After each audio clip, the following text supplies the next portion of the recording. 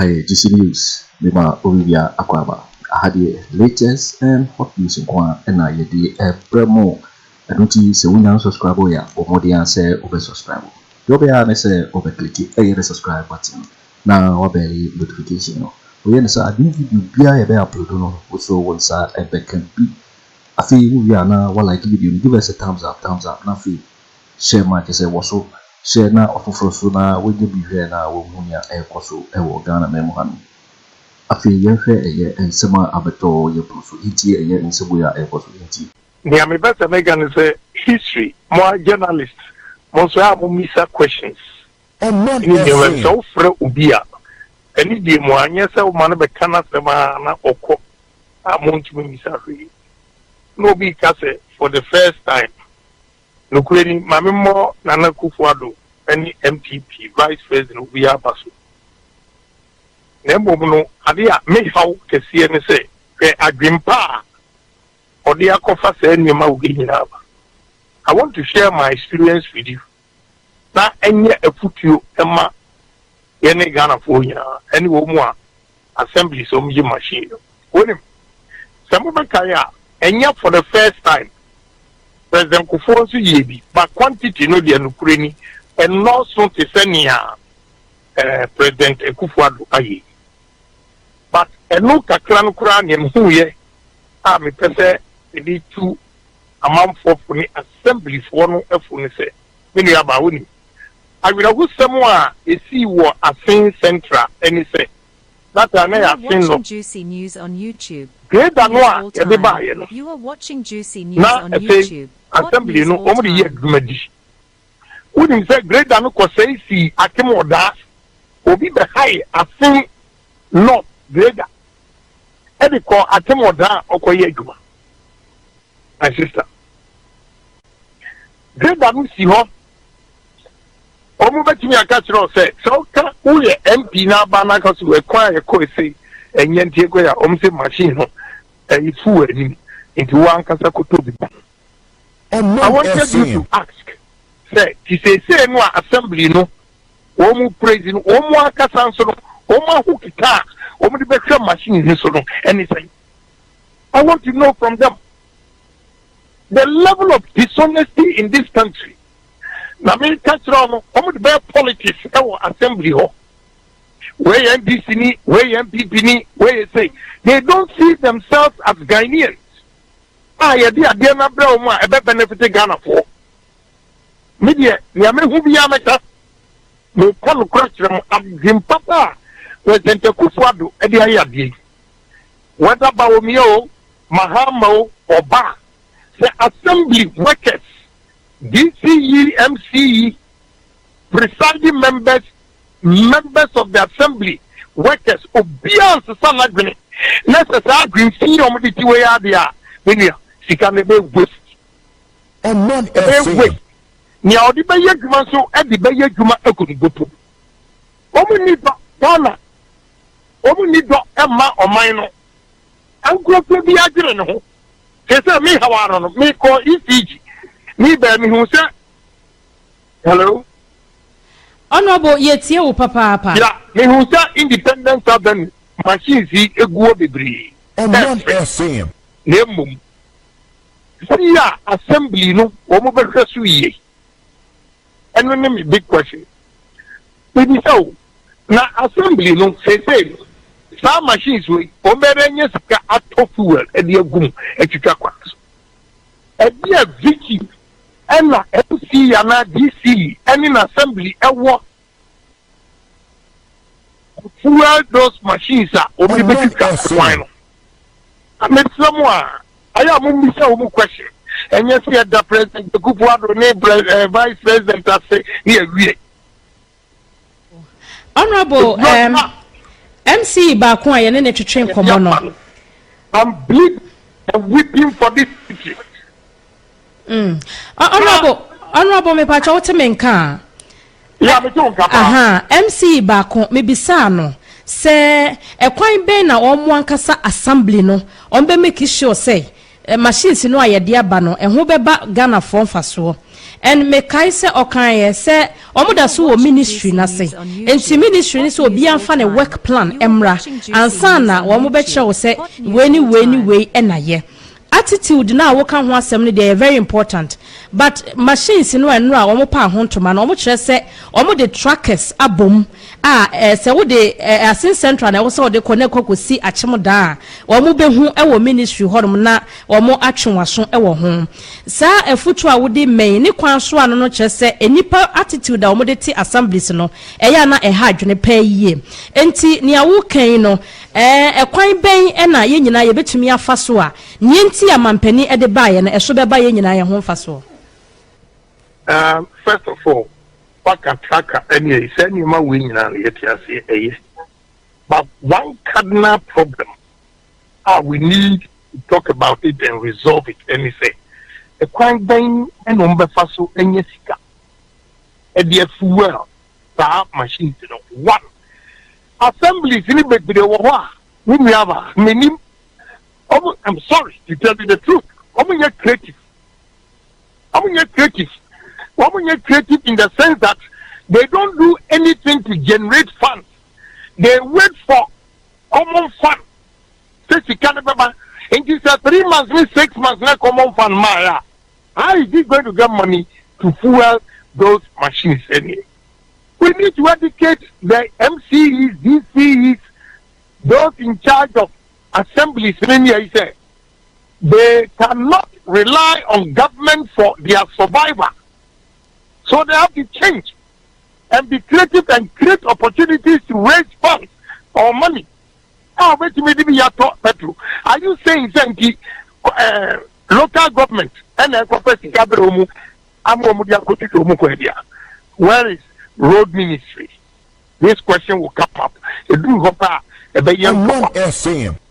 Who is responsible for the road construction of a DSC? Typical example is cocoa board, cocoa rows, commonly feeder roads, and our highway, and our road ministry.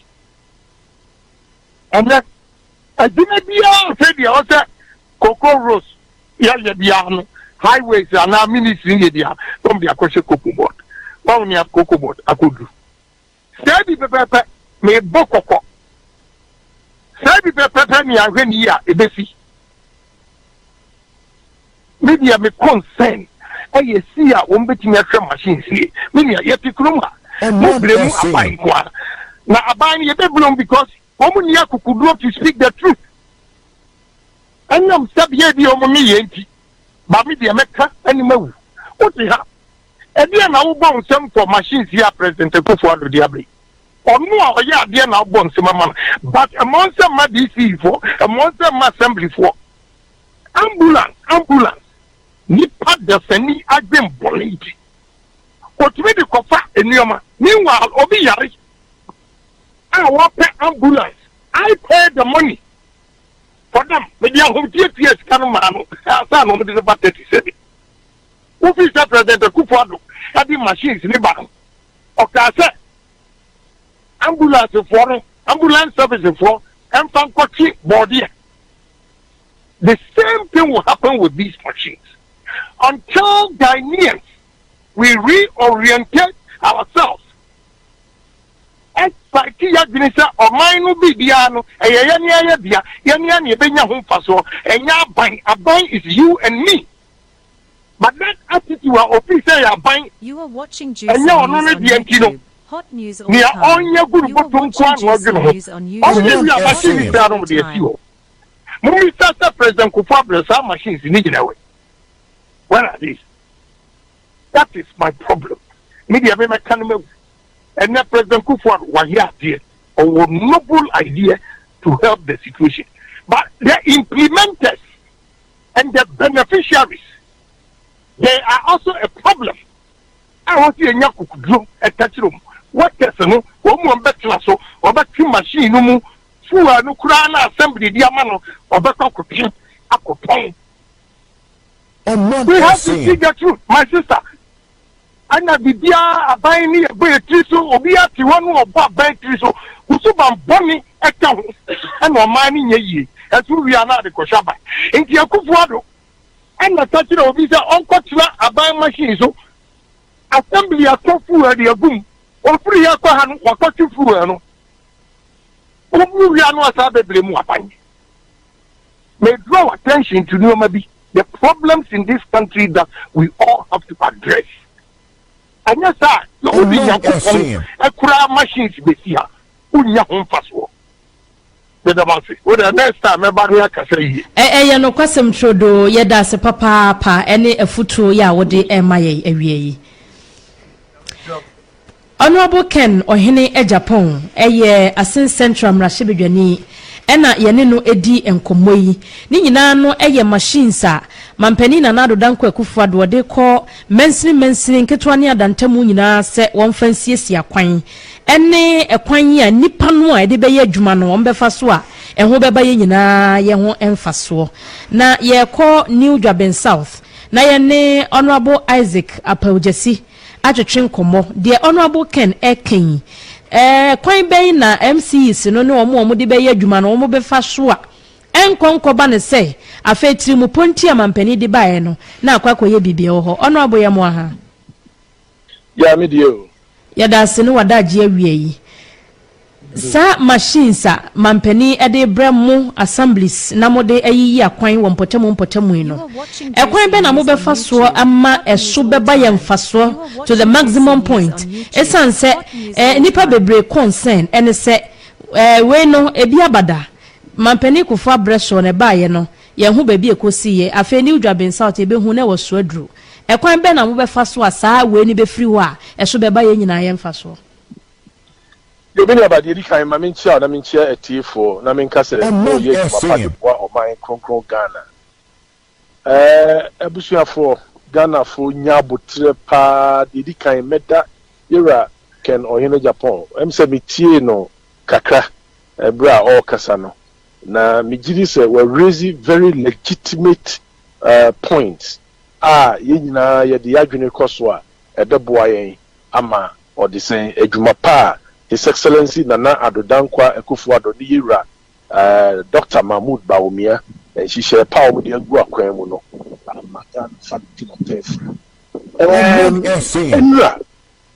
sa questions we nyina eba up na mamin kansi su se ye mampanyini Nana Adodankwa Akufo Addo oni yira Mahmoud Bawumia omo ya de papa omo akire se yinim kwan a ye faso a ye hihye oman emma eniema da boam oman no etime kina ne na so titim potem akwan nkrase akwan enunti se eba se akwan ni nya enuane a ye de beba ye nkromu ye market na aka na ma ye friend say enuane bo eye den na oman ni nyina try draw because your road networks very bad na akoso for many years me free and me free enkran ekoduru kofodua